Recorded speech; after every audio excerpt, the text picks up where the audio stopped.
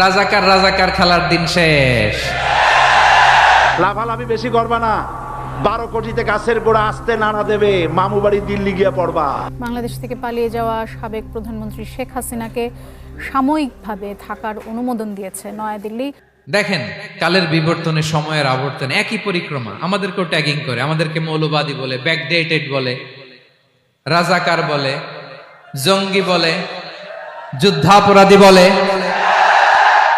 আছে না এরকম?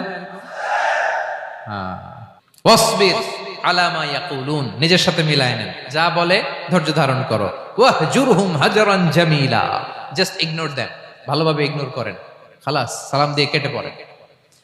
তাহলে প্রিয় ভাইরা, এই বিপদ আপদ আমাদের পিছু ছাড়বে না, পিছু ছাড়বে না। নবীদের পিছু ছাড়ে নাই, আমরা কোথায়? আমরা আর কি? বিপদ আমাদেরকে ধৈর্য ধারণ করতে হবে, মনোবল হারাইলে হবে